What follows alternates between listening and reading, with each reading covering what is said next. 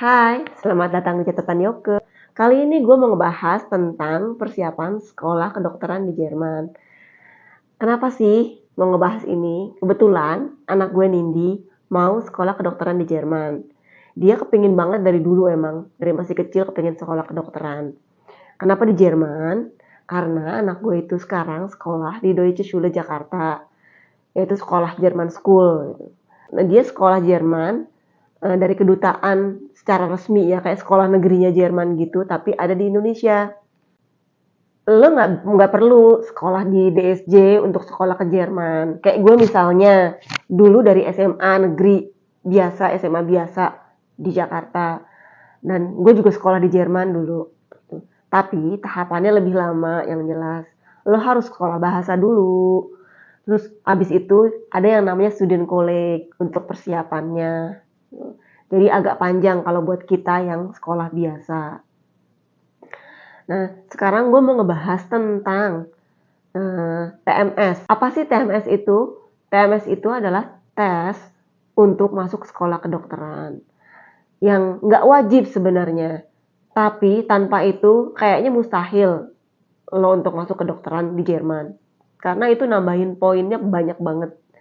Sayangnya, tes ini nggak bisa dilakuin di Indonesia atau online maksudnya. Jadi lo mesti ke Jerman untuk ikutin tes seharian penuh. Apa aja sih tes itu? Ya, ini gue punya bukunya. Yang gue beli harus di sana juga bukunya. Bisa di Amazon belinya.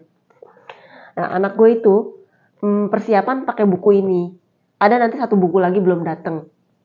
Yang katanya sih lebih susah. Ya untuk supaya lebih pasti lah ya. Dapat poinnya lebih bagus. Ya buat lebih jelasnya ntar kita tanyain Indi ya. Apa aja sih yang diujiin di sana. Yuk sayang.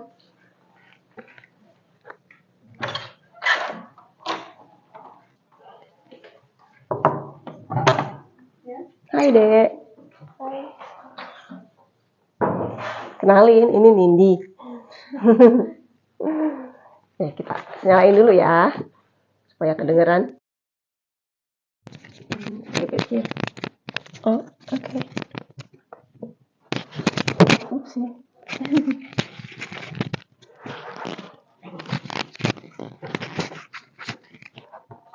Ya. Oke, sekarang mungkin gue tanyain ke Nindi pakai bahasa Indonesia, dia jawabnya kadang bahasa Indonesia, kadang bahasa Inggris ya. Karena dia lebih fluent pakai bahasa Inggris. Biasanya sih bahasa Inggris. Iya, tapi bisa kok bahasa Indonesia. Oke, apa aja sih Dek ini yang dites ini di TMS itu nanti? Dek, tolong jelasin ya, apa aja? Oke. Pertamanya itu ada master Tuanen ini. Itu apa sih Musterzuordnen itu? Ngapain?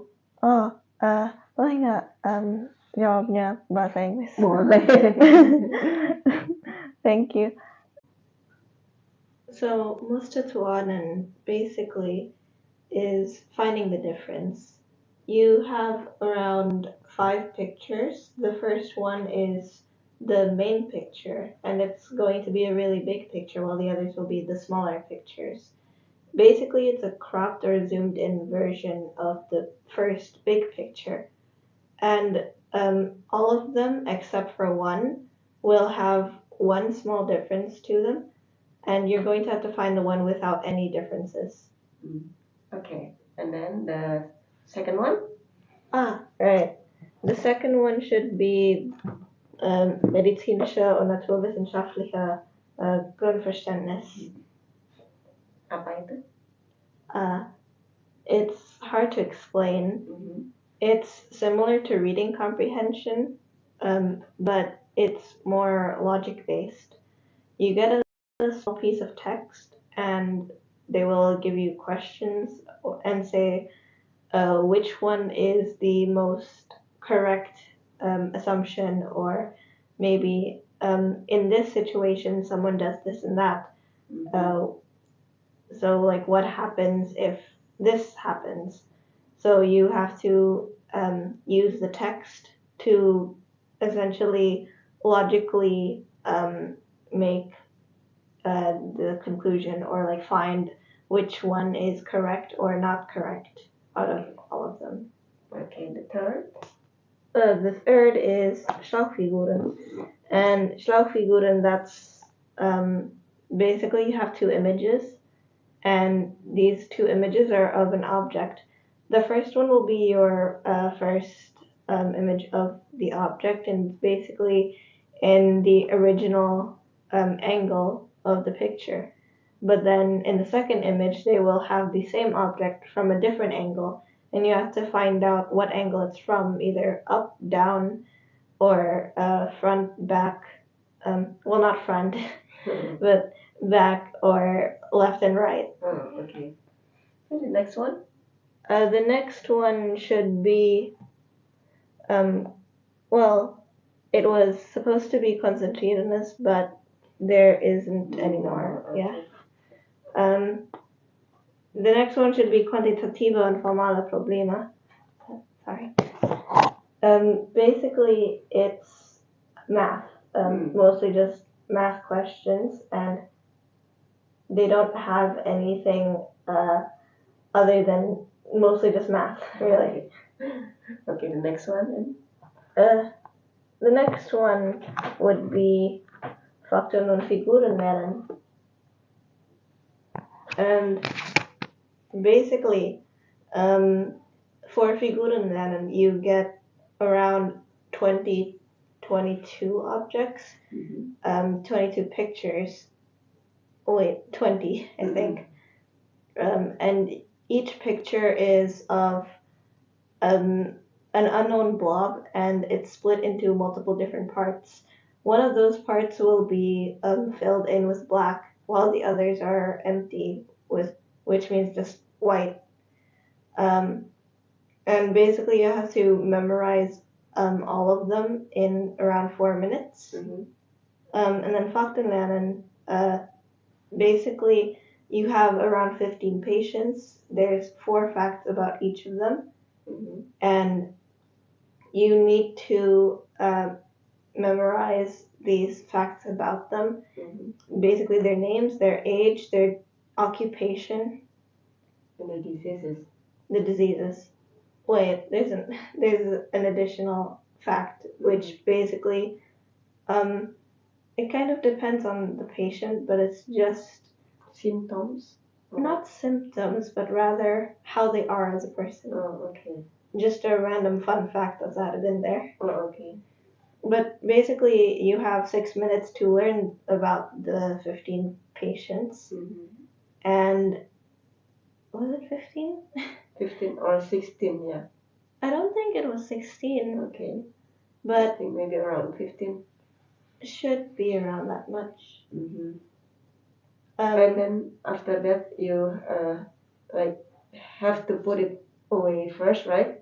Yeah, you put it away first for an hour, and you do the next one first, which should be Textverständnis. Basically, that's the actual reading comprehension work, which you get. Yeah, you get around 1 to 2 pages of text, and you need to basically answer questions about that text.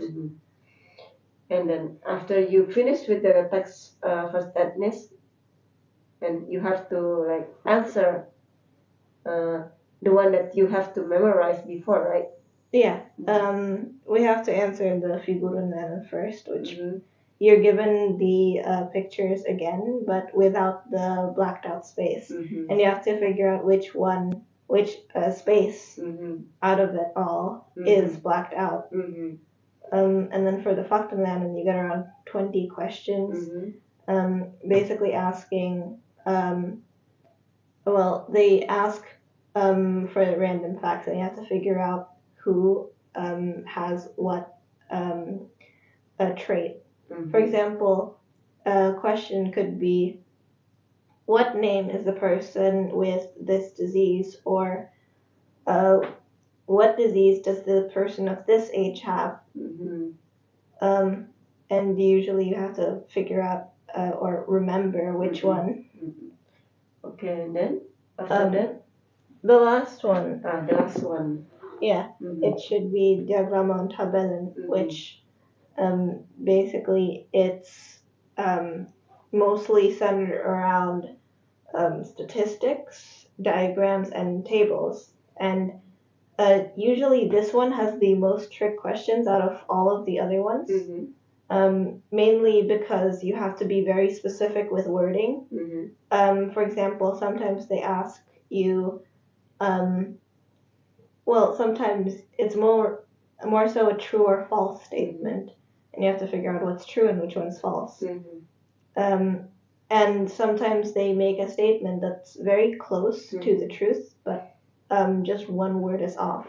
For example, in the diagram it states that it's about this much percent of something, and in the question they have the statement this has this amount of something, which would be very different, percent and amount. Or for example, a percentage is higher, but then they say this amount is higher, which is also wrong. Yeah, right. Yeah. Okay. That's all, yeah, with the TMS. Yeah, that should be all. Themes, ya. Oke, thank you Nindi. Yeah. Sekian semuanya tentang TMS tadi. Tentunya tesnya itu akan dalam bahasa Jerman karena dilakukan juga di Jerman.